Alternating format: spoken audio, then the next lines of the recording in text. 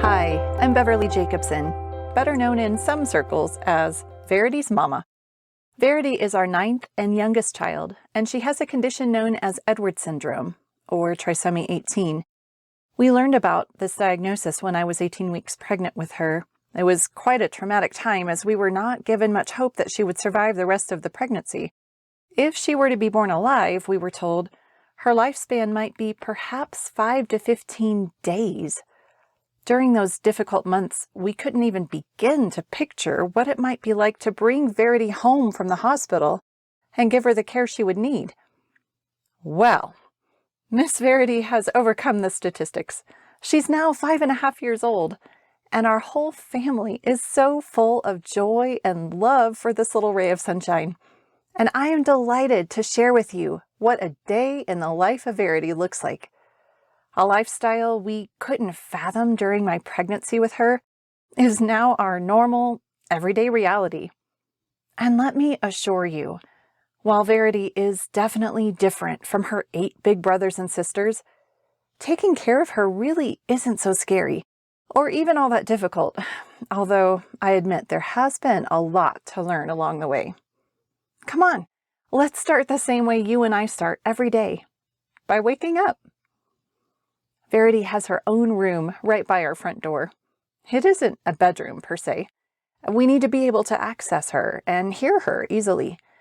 At 5.5 years old, she's still small enough to fit in a crib, so that's where she sleeps for now.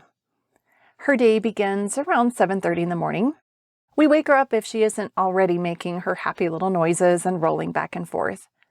Sometimes we let her sleep in a bit, but usually we keep her on the schedule that works best with her feedings, her therapies, and other activities. And first things first, Verity needs to poo. One of the common issues our trisomy kiddos have is difficulty with bowel movements. We have found a combination of things that help Verity, and one of those is a daily suppository. Once this task is taken care of, we help Verity dress for the day, including putting on her AFOs. These are special orthotic shoes. Verity was born with 2 clubbed feet. She's gone through multiple serial castings plus 2 corrective surgeries. Her right foot is still fairly stiff compared to her left foot. It doesn't flex all the way, so the boot makes accommodations accordingly. The goal is to help Verity be able to bear weight in preparation for walking on her own someday. She's supposed to wear these shoes most of the day, but we do need to check her skin throughout the day to make sure that the AFOs aren't rubbing blisters. It's really hard to keep her right foot in the proper place if she isn't bearing weight on it. When I think of how her tiny little feet looked at birth, I'm really amazed at how far she has come. I never would have imagined Verity would be able to stand one day, let alone possibly walk. At 8 o'clock, it's time for breakfast. Verity is 100% G-tube fed. She does get a few tastes by mouth now and then, but her primary nutrition comes through her feeding tube. Her meals consist of an organic whole foods formula called Nourish, mixed with water to allow it to easily be administered through her feeding tube. She has 4 bolus feeds throughout the day, or what we would think of as 4 meals. For each one, she receives 170 milliliters of this formula water mixture. We also give Verity water flushes via a syringe throughout the day so that she does stay well hydrated. For this first feeding of the day, we often let her play in her stander because this helps her digestive system move things along even more. Sometimes she's lucky enough to have a sibling come and play with her too. During breakfast is a good time for us to do Verity's hair.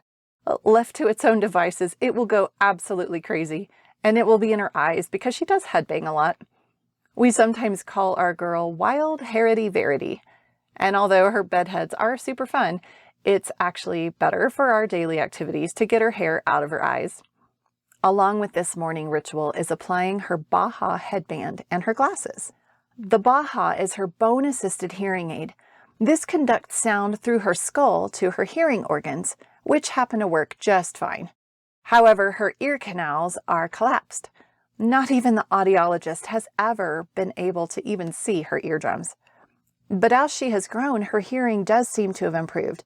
We try to keep her Baha headband on as often as possible. Sometimes, though, she gets overstimulated, and she will let us know when it's time to take it off, or she might just take it off herself.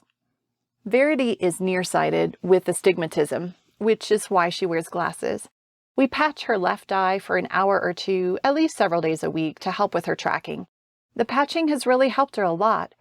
Her eyes work much more in sync now than they used to. Her glasses have transitional lenses, which is helpful when we go outside, as she has always been very sensitive to bright light. Our therapies often begin soon after breakfast. Now that Verity's a big girl, she goes to kindergarten 3 days a week. So Tuesdays and Thursdays are our at-home days, and these days allow her some time to rest as well as do some focused therapeutic work. Massage therapy is a favorite. I mean, who wouldn't want to have an extended massage session to work on those tight muscles? Verity has received her massage therapy from Mr. Larry for over 4 years now. His work has helped loosen her hips and legs, as well as help prevent her scoliosis from getting worse. Additionally, her hands, which were so tightly clenched at birth and in her early months, the first couple years of her life, her hands have relaxed so much that she's gained quite a bit of functional use, even though she isn't yet able to use a pincher grasp. Verity often falls asleep on the massage table. I can't really blame her. After massage therapy, it's time for lunch. So we hook Verity up to her feeding pump for another bolus feed, and then we get ready for physical therapy. This session isn't nearly as relaxing as her morning massage. It's time for Verity to work. Miss Christine has been Verity's physical therapist for 5 years now. It's really amazing to look back and see how far she's come. In her early months, she often cried during her therapy sessions. Actually, to be honest, she cried quite a bit in those early months. It took a lot of trial and error to discover the causes for her distress, but we kept digging. And now I'm happy to say Verity is really a joyful little girl. Even when her therapist is making her work so hard, she starts to complain. Nowadays, we work with Verity to help her sit on her own without toppling over, which she can do when she wants to do it. We help her stand up and bear weight on her legs. We encourage her to move her legs forward to take steps, sometimes with just us holding her hands and gently nudging her feet, other times making use of equipment such as a walker or a gait trainer. Also, she's come a really long way in the crawler. Someday, we hope Verity will be able to move herself from place to place, whatever that looks like for her, so that she can be near someone she loves, or maybe go after some toys she wants to play with. The physical therapist comes 2 to 3 times a week, but our work with Verity is a daily, even an hourly occurrence. But not everything has to be difficult to be therapeutic. Sometimes the best therapy is snuggling with mommy or daddy or playing with her brothers and sisters. Verity loves being outside. When it's nice weather, she enjoys being in her swing or going for a walk. She seems to really love feeling the breeze in her hair. On school days, she loves playing on the playground with her classmates. Since her third bolus of the day is at 3 p.m. or somewhere around there, this often happens while she's out and about. But with her handy little backpack, it's easy to take her meals on the go, whether she's going to one of her many medical appointments, or to school, or to church, or just out to the park with her family. Verity's days really are pretty full, and she gets tired with all this activity. In the late afternoons, we often put her in the crib for some downtime. Even if she doesn't fall asleep for a nap, she really seems to like this opportunity just to be alone. In fact, sometimes Verity is just done with everyone and everything. Her sign for this is to put her arms up over her face. She's done this since she was about 18 months old, and we still honor that as her way of telling us that she is ready to be left alone. For her rest time, Verity gets her CPAP mask on so that she can breathe well and safely if she falls asleep. Even if she doesn't fall asleep during her nap time, having her mask on while she's in the crib helps her remain sensitized to it. We learned that Verity has obstructive sleep apnea when she was 9 months old. Unfortunately, the doctors advised giving her oxygen via cannula at night, which did help keep her saturations up, but it really didn't do anything to address the cause of the apnea. We pushed for more testing, and finally we were able to get her on CPAP when she was about 2 years old. This is continuous positive airway pressure, and I will say that transition was a little rough, but it allowed her to finally start sleeping for longer and longer stretches at night. This has been a huge blessing for Verity, of course, but also for Mom and Dad. Sleep deprivation is no joke. Verity also has a hip brace to wear as tolerated during nap and nighttime. Her hips tend to be pretty tight, and the brace helps keep her more flexible. And while she doesn't wear the brace all night long, any amount of time we can get her in it does help, and she tolerates it surprisingly well. Sometimes she even seems to enjoy it during her nap time. Currently, we have a home health nurse who helps Verity 4 days a week. She attends school with Verity and assists with her therapies.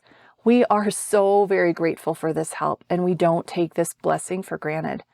We also, at this time, do have a night nurse 3 or 4 nights a week.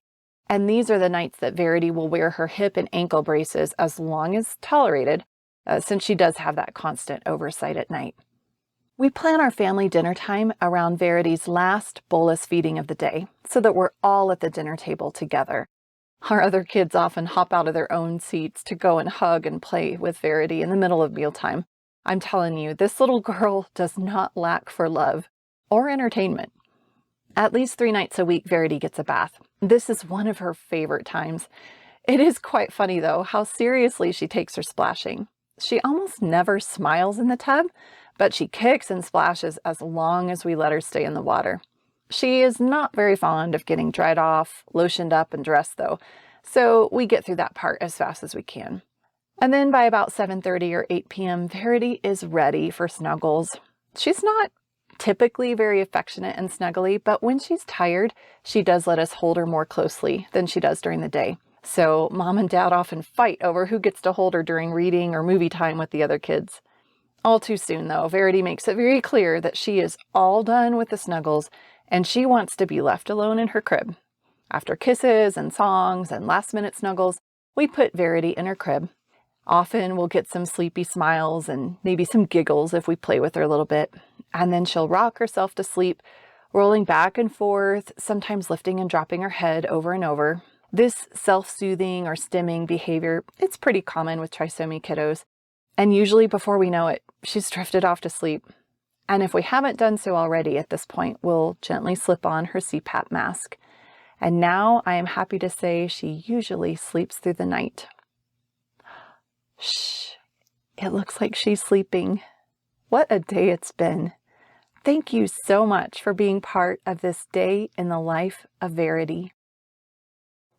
There's so much about Verity's life that we didn't have time to cover in this short video.